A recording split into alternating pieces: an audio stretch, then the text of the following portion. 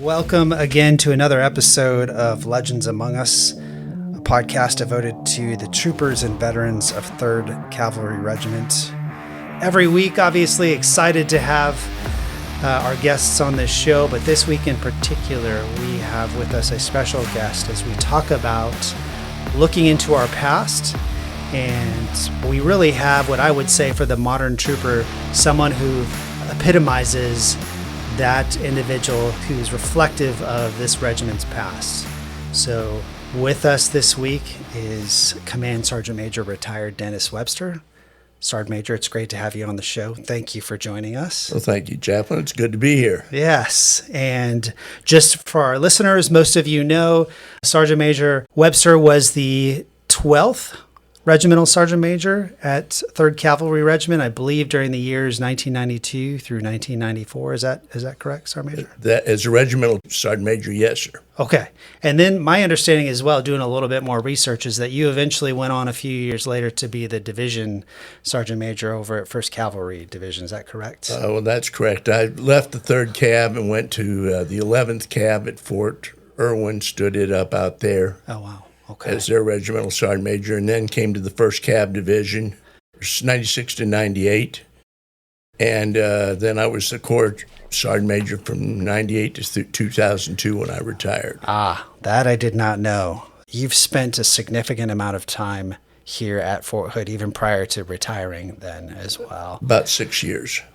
Officially, you became the Honorary Sergeant Major of the regiment on 6 March 2025. But as we all know, you actually assumed that role about a year ago. And did you have any time before coming in as the Regimental Sergeant Major within 3CR? My first assignment as a Command Sergeant Major was as Mule Skinner 7 as the Support Squadron Sergeant Major. And then after the Gulf War, we went to NTC, came back from NTC, and I moved over to 3rd Squadron in November of 91. Additional experience here. I kind of see our time today, Sergeant Major, as a history lesson, both for myself, but also for our audience as well. Obviously, this is one of the most storied organizations within the United States Army. And I was looking, we have some colors posted within the chapel here at Lucky 16. And I just observed that 2nd Cavalry Regiment has about 10 years on us in terms of when they were constituted. But maybe aside from the old guard, 3rd Infantry Regiment, would you say, maybe you can confirm this, that we have probably the most campaign streamers out of any organization, any unit in the Army? Well, I can't confirm that, okay, but it would be logical that we would have quite a few campaign streamers. In fact, the 3rd Cav Regiment was the guards at the Tomb of the Unknown Soldier. That's right. That's right. So they did assume that duty for a period of time as well. I'm curious to know from your perspective, just provide a little bit of history in terms of how you came into the Army, because this is my philosophy in terms of the Army and how I operate. My dad was a warrant officer. He was an aviator during Vietnam. And so I have a deep affinity and an appreciation for those individuals who came before me and who served during a different era. And I would certainly say that you served during a different era in our nation's history. I'm always interested in hearing about what your story was in terms of how you came into the Army.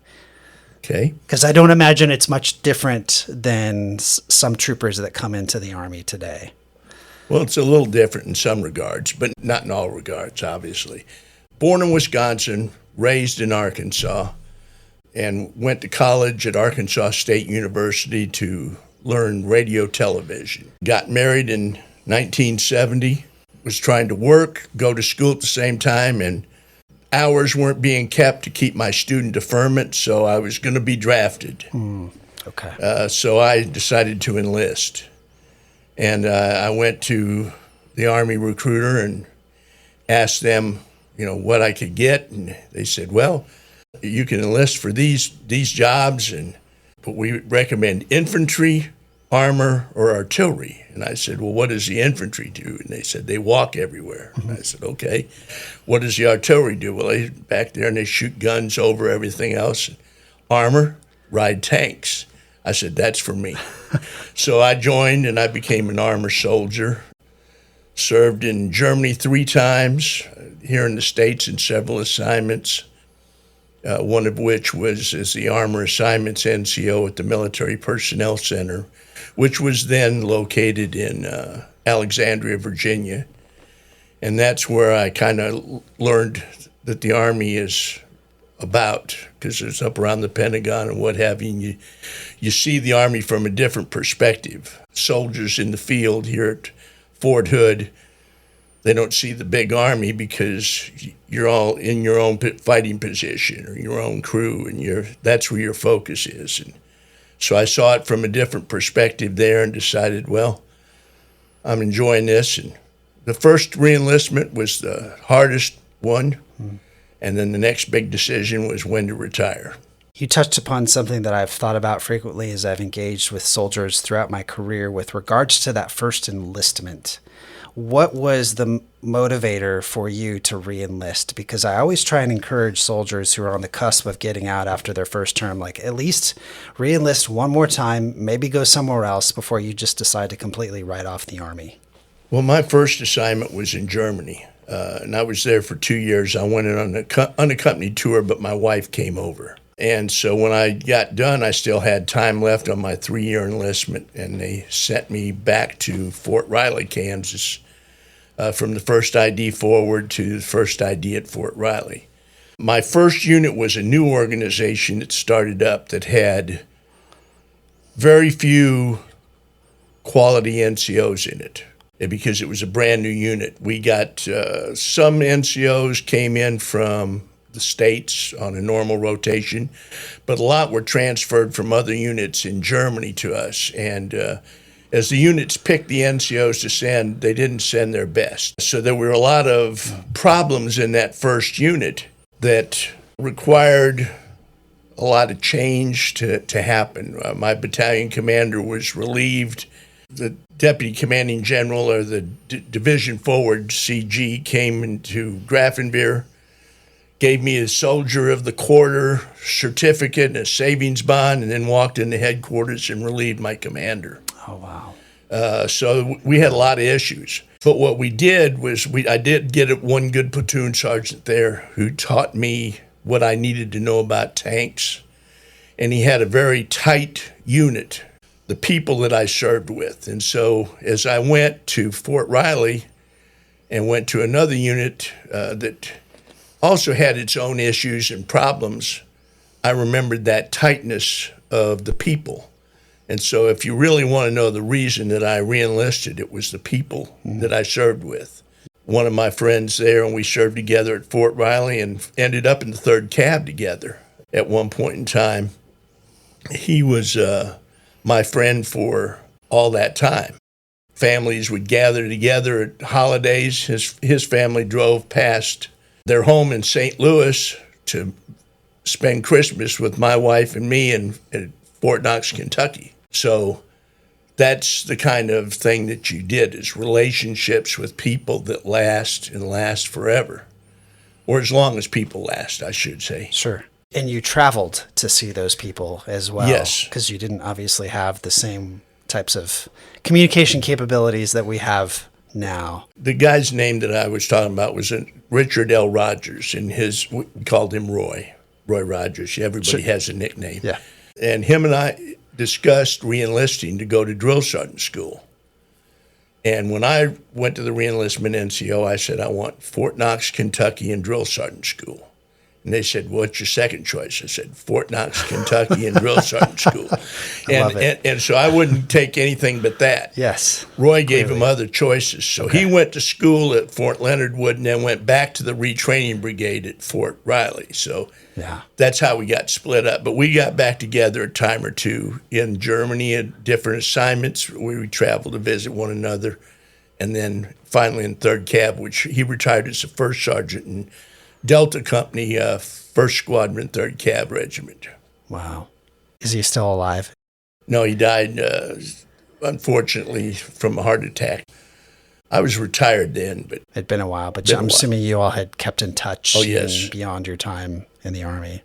within any organization, but I think very unique to the Army is the enduring relationships that you establish within the Army, but even beyond as well.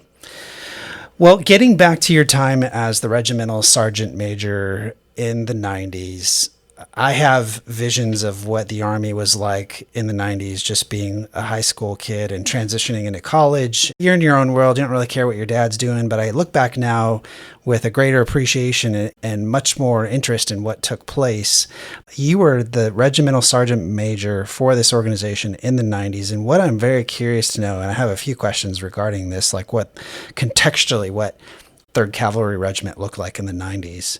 But what did training look like? What did you encourage squadron sergeants major to do, platoon sergeants, squad leaders with regards to training and readiness during that era in our history?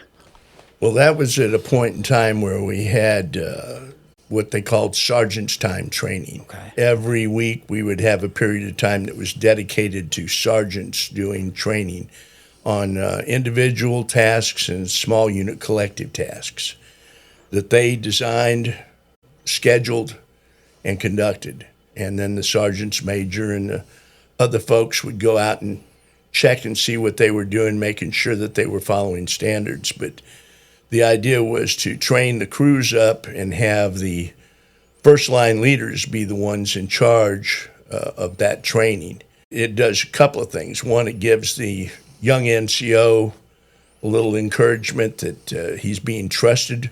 It does another thing by instilling that trust from the bottom up in the soldiers, that they get to see that my sergeant is quality, that he knows what he's doing. Mm-hmm.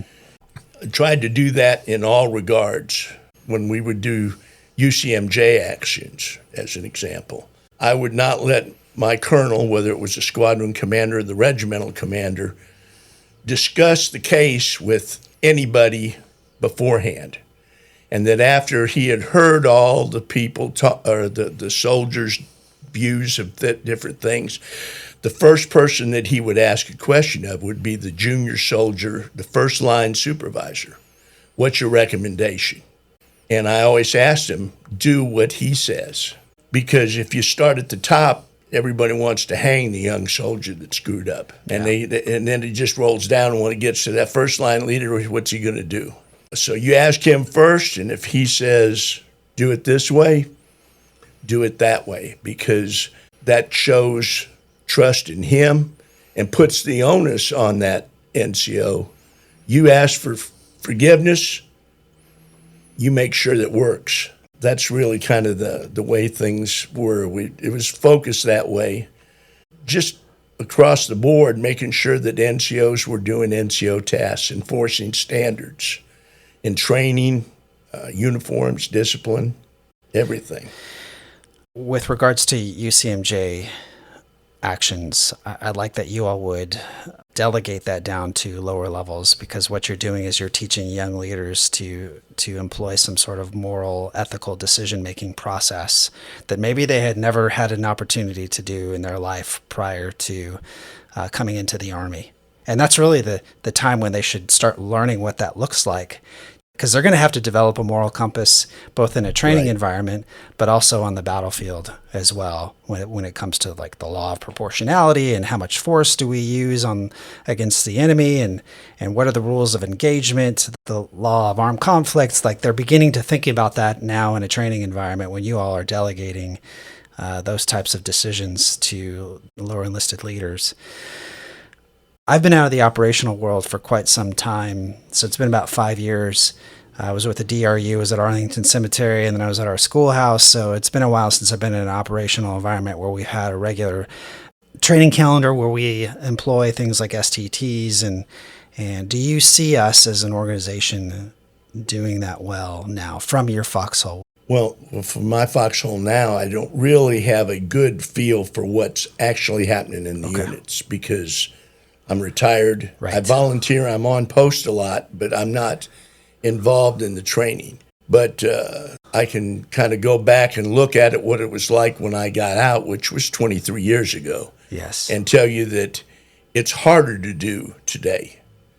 When I was a tank platoon sergeant, and they would come to us and they'd say, design your training program. And we would have to come up with things to fill the entire week of how we're going to train our platoon. And then that would be incorporated into the company training plan and going. When I retired in 2002, there was no tank platoon sergeant in the Army who had that problem because there was so much information pushed down of what you have to train. The training came down instead of going up. And when it goes up, that's when it's best. Right now, I know that the 1st Cavalry Division is designing how we're going to fight in the future. And that's coming from the bottom up rather than the top down. I see that as a good thing. Not saying that we always know how to fight at the bottom, but a soldier can look at what's going on and say, this does not work. And if they can then give that feedback and say, this doesn't work, you can change it. But if it comes down as a dictate, like the UCMJ action, you're stuck with it. Along those lines of UCMJ being delegated down to the lowest level and making it kind of a forcing function for a platoon sergeant or maybe even like a platoon leader to start thinking through the lens of moral and ethical compass, it's the same thing with training as well, is that you're now forcing younger leaders to innovate, to employ design methodology. When we think of stuff like design methodology, it's always like at the 05 and above level. I don't know why we think that way. Maybe it's because, I don't know. I won't get into the details and theorize on that. But you're right, Sergeant Major. I think that what soldiers, younger soldiers, E5 and above, and perhaps even E5 and below, they see a lot more clear sight picture in many cases than senior leaders do when we're constantly sitting in training meetings and regimental command and staffs and all these other things that prevent us from observing training. It's always been my opinion that the leadership needs to listen more than they speak to get the feel for what's going on. I'll give you an example that, as you go up in rank, you get certain other privileges. When I left the cavalry regiments and came to the 1st Cav Division, I was walking through a motor pool and I saw a truck with a build-up on the back, and I said, it looked like 4 miles of bad tank trail. And I said, who owns this truck? And they said, Sergeant Major, you do. That's your sleep van. Sleep van? So I opened the back doors, and there's a bunk, there's an air conditioning unit, there's a desk. And I said, I don't need a sleep van. The general's going to look at me and say, how are the soldiers doing? And I'm going to say, oh, they're doing fine. I'm sleeping comfortable. So I gave that thing away. I said, I don't want that. Right. I sleep like the soldiers sleep. Understand where the soldiers are. And, that's not 3rd Cav, but it all applies. Sure. Yes, that mentality can prevail in any place. Any place. Any unit, that's for sure. Well, again, Sergeant Major, going back to the 90s, from your perspective, what did lethality on the battlefield look like for an organization like 3CR? Extreme.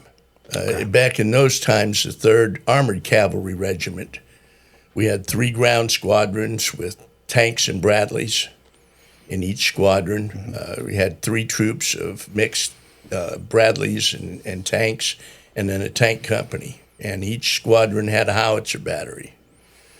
Then the 4th Squadron, which was Long Knife at that point in time, was the aviation squadron with attack helicopters and other helicopters to support the fight. And, of course, we had an engineer company, large engineer company, MI company, and chemical company. So when we deployed to the Gulf War, we were attached to the 18th Airborne Corps, which had no cavalry regiment. And so when we went to the Corps and they said, what kind of requirements are you going to need for fuel and ammunition? And we gave them the forecast. They said, that's almost as large as the 24th Infantry Division. And we said, yes, because we're almost as large as the 24th Infantry Division when it came to the number of vehicles and what have you. So there was a great impact on the firepower of the regiment in those days. Was much more powerful than it is today in the Stryker platform and the size with no aviation capability. But then our mission was to span a corps front to do advanced recon and what have you. Although the 18th Airborne Corps didn't use us in that manner, the 7th Corps did with the 2nd Cav Regiment. That's why you hear the 73rd Easting and the 2nd Cav fights there, because they were doing the true cavalry mission. My familiarity with armored units is, again, I look at it through the lens of my experience in airborne units, is that airborne units do the airfield seizure. They push out, establish lodgment so that armor units can do air lands and begin to conduct operations, movement and maneuver operations. Is that pretty much how 18th Airborne Corps would have employed? You all they conducted airborne operations, joint operations with you all, like 82nd or... Well, we had the 82nd and 101st in 18th Airborne Corps at that time, along with the 24th ID. And 101st did some air assaults kind of the wrong way, going the other direction in Iraq for probably a good reason, but they didn't go into the fight. 82nd really wasn't overly involved in that, but the 24th was making a big sweep around, and we were kind of the buffer force between the 7th Corps and the 24th ID. Really didn't make contact until the last couple of days of the Gulf War. But when we did, there was quite a bit of destruction. I know that we have a generation of troopers here in 3CR who have not seen combat. It seems like every day you walk around the motor pools or around the footprints and you see fewer and fewer people that have combat experience, much less combat experience in an armored unit. And as you probably know, Sergeant Major, the R-Struck has come out and we're moving back to being an armored cavalry regiment. So we're going to get those Bradleys and tanks. We're going to get those vehicles back in exchange for our Strykers going away. The reason I ask you all these questions and why I want to know about what you observed is because I suspect, and again, this is just me theorizing, that that's what we could go back to someday, is that type of environment where we are fighting a near peer threat. And I know a lot of people join the Army because they want to go to war. That's part of the reason why I joined the Army, was to minister to people who are fighting our nation's enemies and defending this country. But we've done a lot of training, and that's all that we have seen. So I'd love to hear the stories and the history that you share along those lines. 3CR at one point in time was maybe what you might consider a Tier 1 armored unit or a Tier 1 mechanized infantry unit. Like, this was a very elite organization to work with, and the bug patch means a lot to other people in the Army. And I know a lot of people probably within 3CR don't realize how much gravitas the bug patch has with individuals in the armor community, much less within the greater enterprise of the Army. Could you speak to that a little bit? All the cavalry units had a pretty storied history and were well respected and thought of in those regards, whether they were the 11th Cav and the 2nd Cav on the borders, 11th Cav in Vietnam, and then as we went around. With the other two Cav regiments during my time in the Army being primarily in Europe, Europe had more of a focus than the CONUS-based organizations. We used to train in 3rd Cav to draw equipment and fight in Europe. So that was the plan. The manning was never as high in 3rd Cav as it was in the two forward deployed regiments, because that's where the fight was expected to be. But it is a storied history and well loved by the people that have served in it. And there's a great number of the upper echelons of the military that have served in the 3rd Cav Regiment since that time and were before. When I was Regimental Sergeant Major, the 61st Colonel, which was General James Lyle, used to call me when he was coming to El Paso because he was in charge of Army ROTC and cadet training and what have you. And he'd call me and he'd say, Sergeant Major, I'm coming to El Paso. Gather some old Sergeant Majors up and let's meet for a steak dinner. And we'd go to a steakhouse that he always liked to do and have dinner.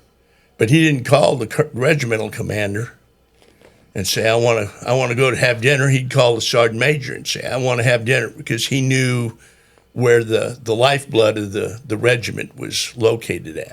The Army, when I came in 72, I didn't go to combat until 1990. So there was a long period of time with no combat, very little actions and what have you. And then we had another gap, and then we started into Iraq, and now we have a lot of soldiers. When you look at their right sleeve, they got more hash marks for 6 months in the Army than they used to do service stripes on the other side.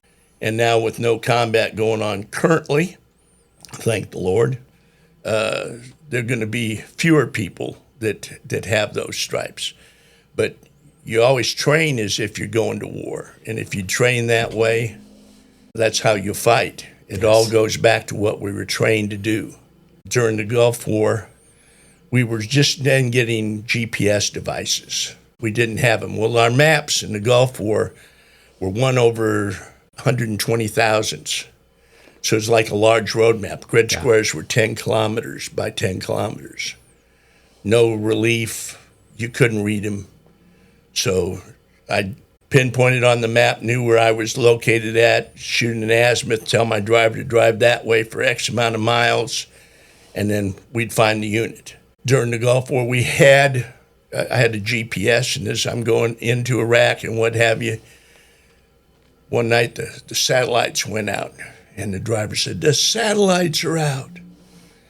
What are we going to do? And I opened up my compass and said, drive that way for 20 miles. And that was just the way it works. You know, you'd go back to what you're trained to do. And so it's important that you do that training correctly, the right way, and that you teach the degraded mode of all different operations so that you don't forget how to read a map because you have a good GPS. We like to talk the game of we're going to operate analog because we know that that's always a possibility that we'll be in a degraded environment because of an EMP attack or drone strike or something, but we still kind of rely very heavily on digital capabilities when we're doing training. It makes it a lot easier. It saves a lot of time, I think. Although I'm still yet to figure out how JBCP works, but that's okay, versus reading a map and shooting an azimuth. But yes, we do lean heavily on technology. We need to go back, or at least focus more consistently on basic soldiering skills like land navigation, which I do understand. I think I just heard the other day that there is a land navigation course here on Fort Hood. It's like on the west end of Post. On West Fort Hood. And we don't get out there to do that very often, or at least I don't hear about it.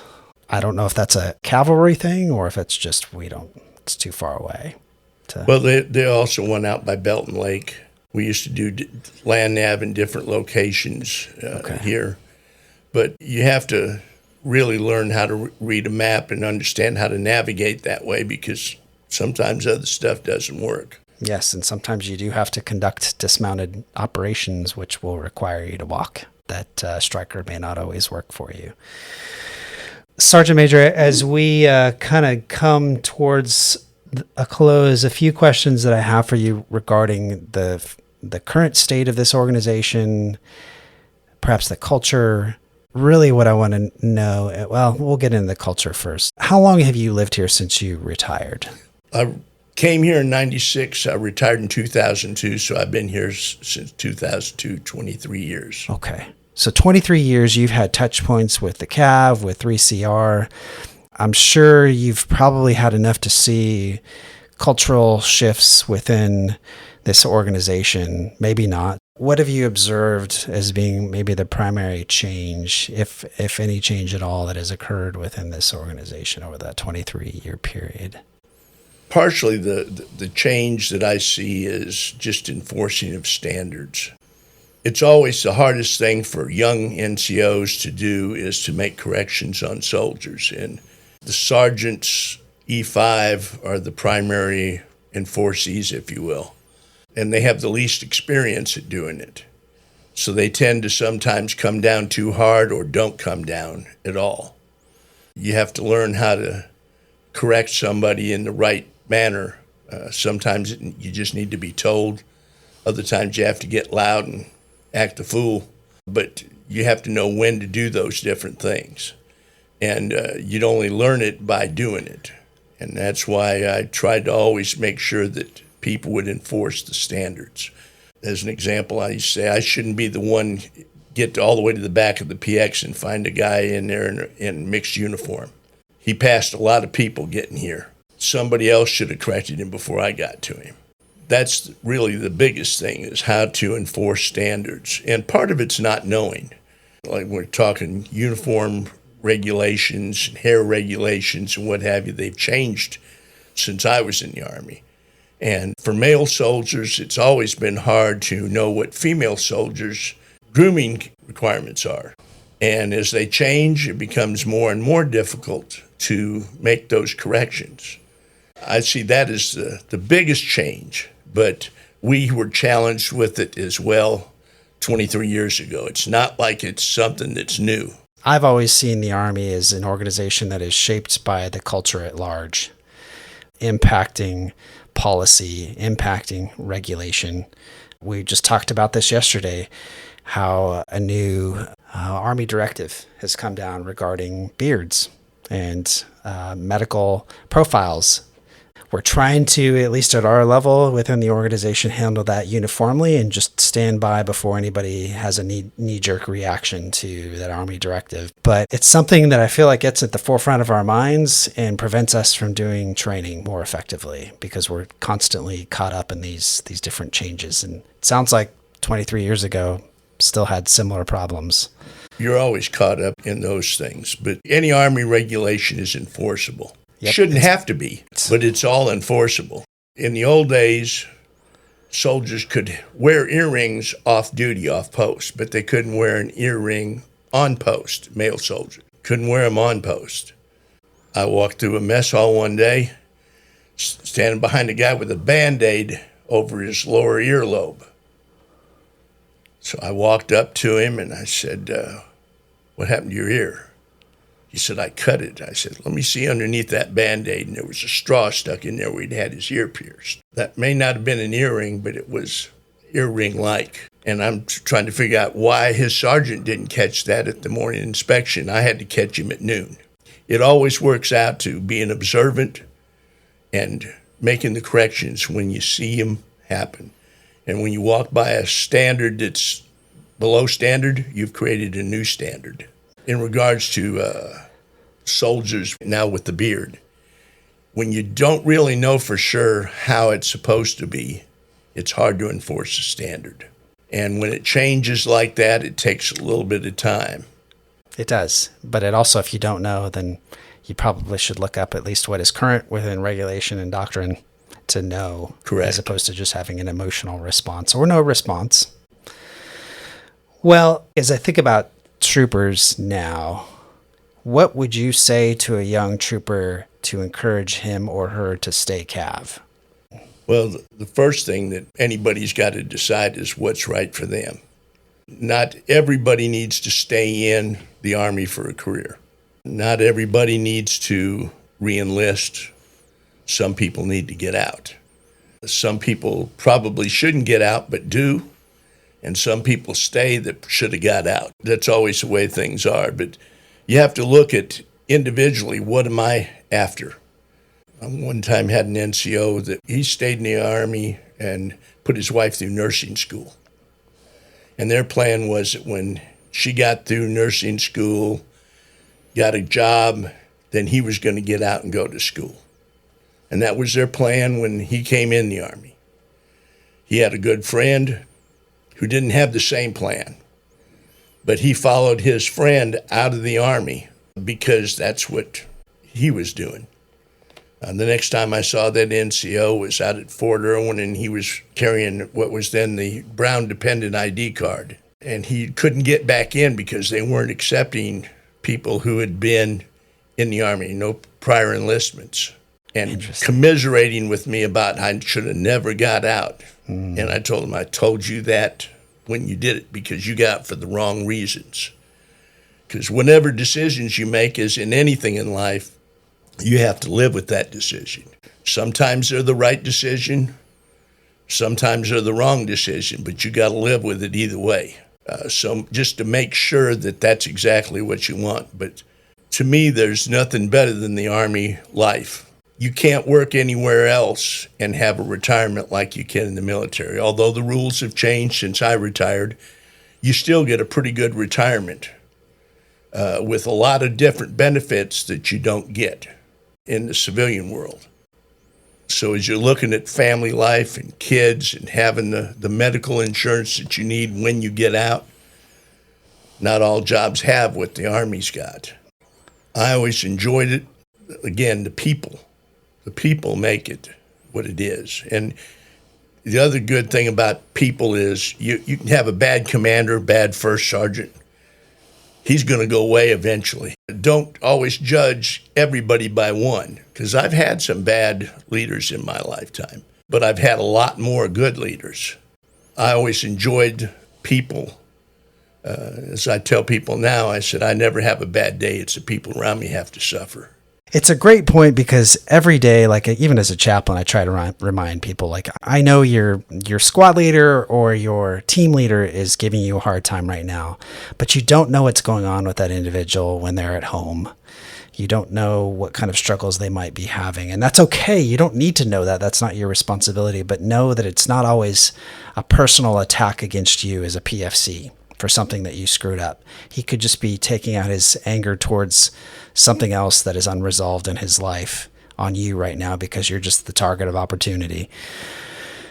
It will pass. As you said, those leaders come and they go. And I would agree with you, Sergeant Major, that most of the people that I have worked for, even the ones who have been anti-chaplain, have still been professionals, like consummate professionals. I got back from Ranger School and I had a battalion commander who did not care at all about chaplains and did not think that they had a great reputation. And I got back from the school and I said, sir, having come back from the school and graduated, did it change your impression of chaplains at all? And he's like, absolutely not. I was like, all right, this is someone who has resigned themselves to think this way.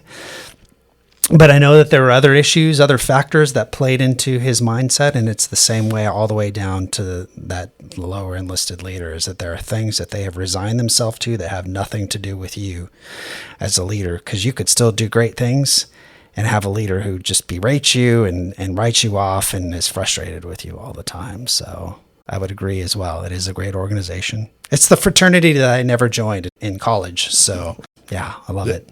Your comment about anti-chaplain. If you have a good chaplain in a unit, the whole unit knows it.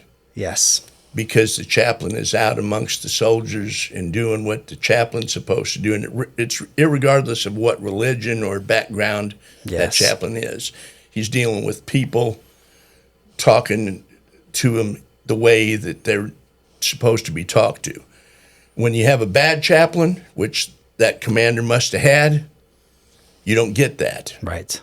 So it's kind of like for lieutenants. I always tell lieutenants, I said, your most important job as a lieutenant is to find a good platoon sergeant to train you. And if you don't have a good platoon sergeant, you're not going to be a good field grade officer because you're not going to trust NCOs. Yep.